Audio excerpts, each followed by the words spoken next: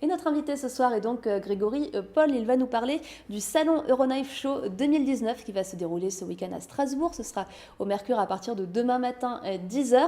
Alors c'est la 3e édition de ce salon. Qu'est-ce qu'on va voir ce week-end? En quelques mots.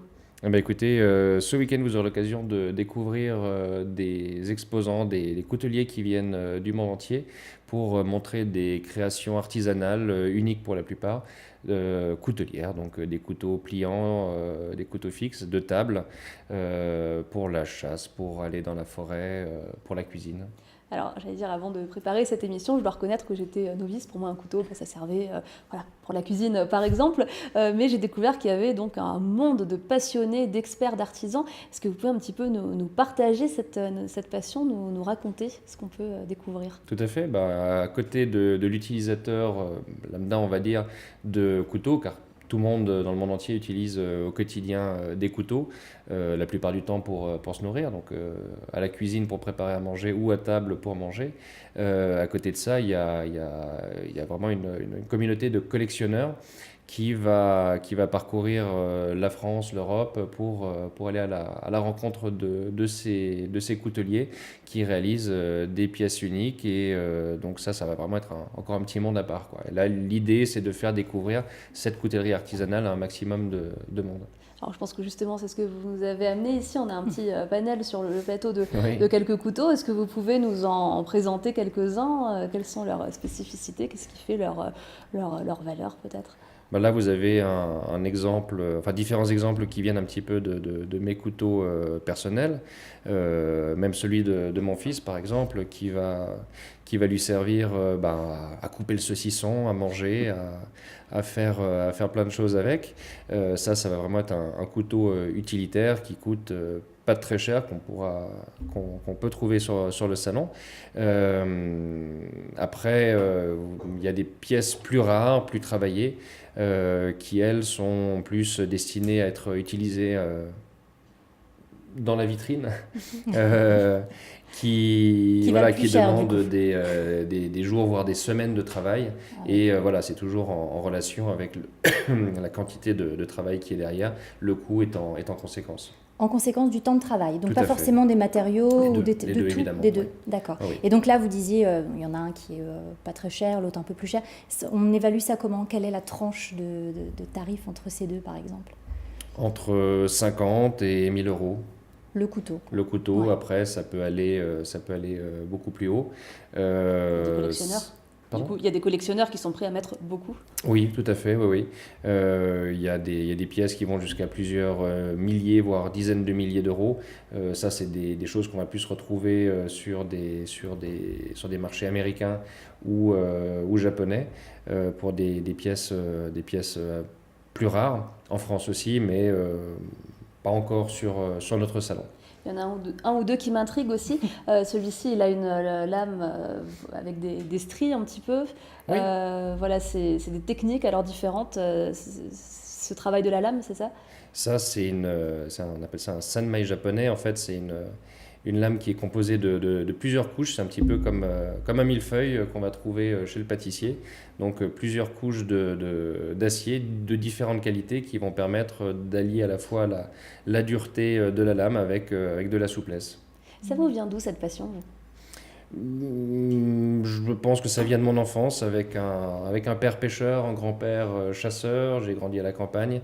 Dans les années 80, quand on était petit, on a connu Rambo, on a connu MacGyver, et donc forcément on a envie d'avoir le couteau de survie ou alors le couteau de Suisse qui nous quitte plus et avec lequel on fait plein de choses. Et puis après, ça reste. Et de fil en aiguille, j'en ai découvert un monde à côté de ce que je connaissais déjà, à savoir la coutellerie artisanale. Et vraiment en découvrant ça, je suis parti dans quelque chose qui m'a beaucoup plu.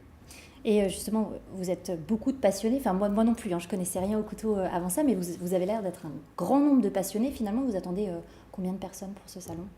Je pense qu'on va avoir les 2 années précédentes, on était à 700-800 visiteurs. J'aimerais bien qu'il y ait entre 1000 et 1500 personnes qui viennent nous rendre visite cette année, ce qui nous permettrait d'envisager des choses encore plus importantes pour l'année prochaine. Il y a 80 exposants, c'est ça, je crois? Cette année, il y a à nouveau Ouais. 80 exposants, effectivement. comme dit, des nationalités qui viennent vraiment de l'international, avec des exposants chinois, américains, russes, allemands, hollandais. Vraiment du monde entier, oui. Alors vous le disiez, je crois qu'il y a des traditions selon les pays. Est-ce qu'il y a aussi une évolution dans les techniques, dans les modèles? Je crois que vous revenez de Las Vegas où il y avait un grand salon international il y a quelques jours. Tout à fait. Est-ce qu'on peut parler de tendance dans ce domaine actuellement ou pas Oui, forcément? oui. Effectivement, on peut, quand vraiment on s'intéresse à la chose, qu'on suit, et je suis beaucoup toute cette actualité principalement sur les réseaux sociaux et après sur les salons. Et effectivement, on peut discerner les tendances, des modes, comme dans les vêtements. On peut discerner des modes et ce qui va se créer, et aussi beaucoup en fonction des zones géographiques. Ça ne va pas être les mêmes désirs et les mêmes choses que les personnes recherchent. Et il y a tous les profils dans les passionnés de couteaux? Alors vraiment de tout, ouais. On peut pas définir un profil type. Évidemment, plus masculin, plus de 25 à 50 ans. Mais il y a de plus en plus de femmes qui s'intéressent aussi à la coutellerie. Elles vont être un peu plus attirées par le choix des matériaux, le travail réalisé dessus, et l'aspect général plus que vraiment par le côté utilitaire du couteau. Mais on a remarqué qu'il y avait aussi beaucoup de femmes qui s'intéressaient à la chose, évidemment les enfants aussi. Ouais. Mon fils est un grand fan de couteaux, je me demande d'où ça lui vient. À 11 ans, il a déjà forgé ses premières lames, qu'il a encore, et il en est tout fier. Et ouais, c'est vraiment quelque chose de passionnant, de très intéressant. Voilà, un dernier mot peut-être. Celui-ci, oui.